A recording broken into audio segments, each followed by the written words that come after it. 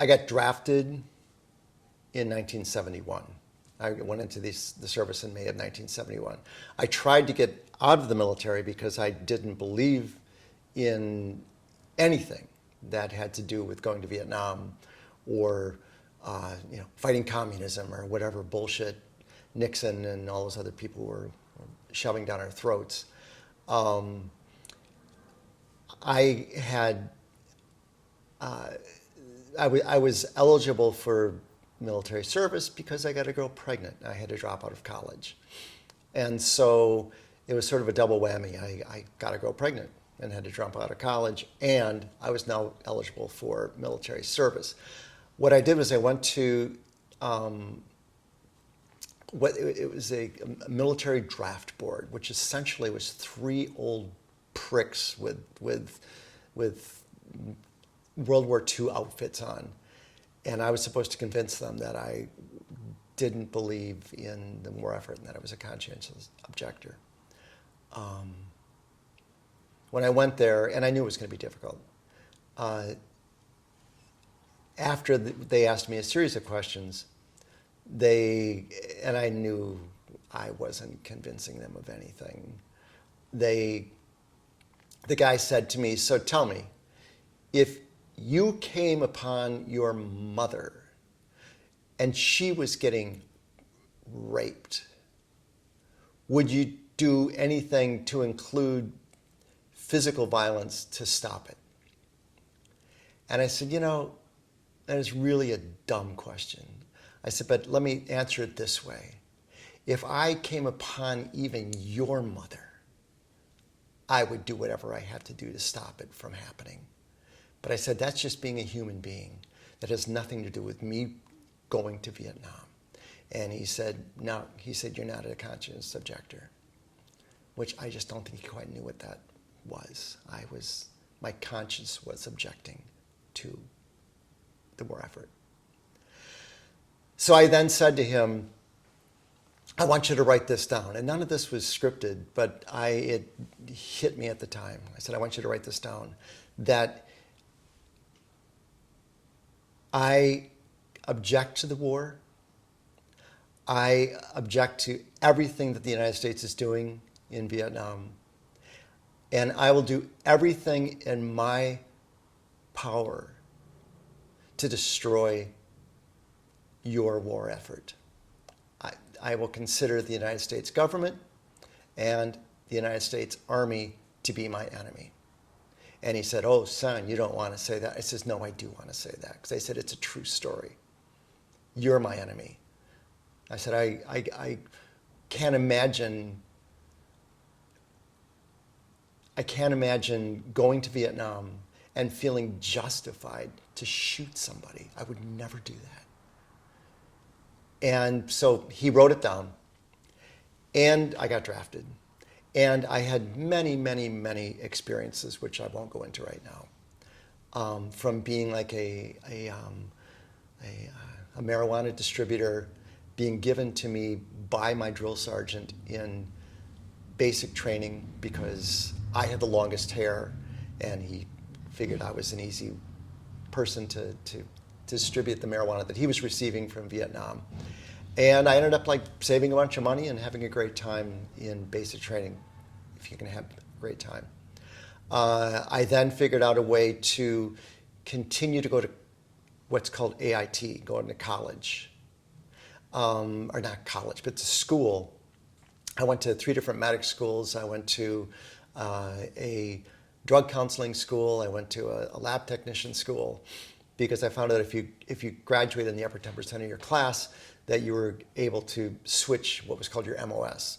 And it was considered horrible to be in school in the Army. It's like, oh my God, that's horrible. You're not going to ever get beyond private. You're never going to get to make PFC and sergeant, whatever they were. And for me, it was like, are you kidding me? I would really prefer to be in school the whole time. And I did that, and it was only when I was in my last school again, I kept getting bumped. I was in the last medic school, and this is kind of the funny story. we were in, I was a class tutor because I'd been doing it for so long, which meant I just helped a lot of guys that weren't capable of, they were just having a hard time, learning medical terminology or whatever it was. And it was a military science day, which meant that it was just a propaganda day. At that point, this guy comes up to me. I knew he was from California, but I didn't really know him that well. And he said to me and the other class tutor, a black guy named Floyd Cole from Detroit, he said, you guys want to do some acid? And it was like, And it'd been a while since I'd done acid, but I thought, well, it's Military Science Day, could make it more interesting. And so Floyd and I both agreed to doing it. And so he gave us both these little orange barrels. And even when I looked, I thought, orange barrel, where do I know that from? But I took it.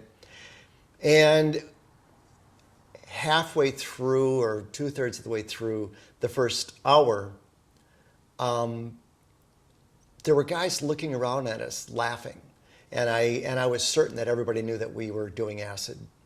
And I said that to Floyd. I said, man, everybody knows, look at this. And he's sitting there with his mouth open, his eyes like saucers. And he's like, no, man, you're just imagining it. You're just imagining it. It's like, no, I don't think so. See, look at that guy's looking. See, that guy's looking. He's like, no, you're just imagining it.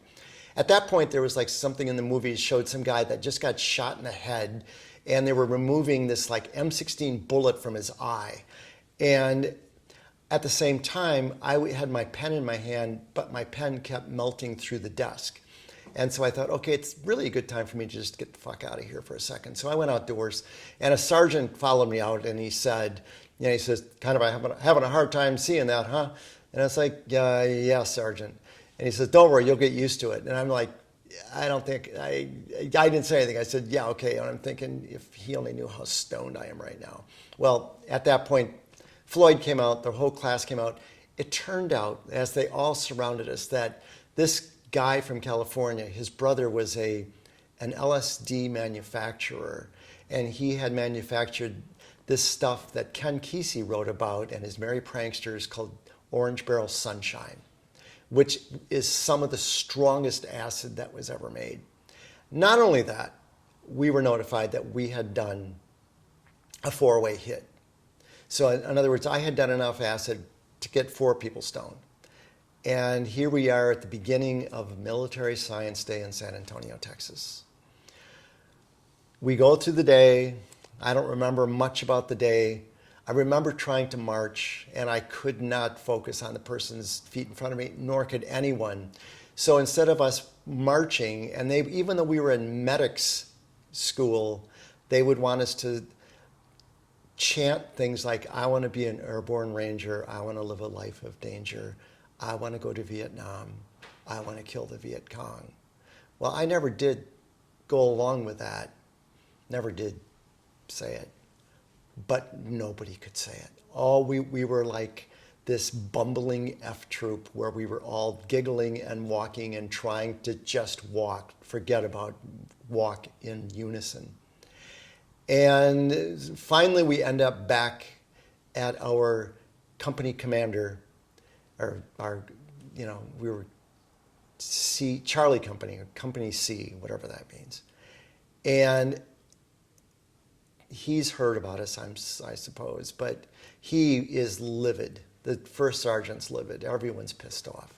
And they walk up and down and they're yelling, and everyone's trying to keep a straight face, and people are freaked out.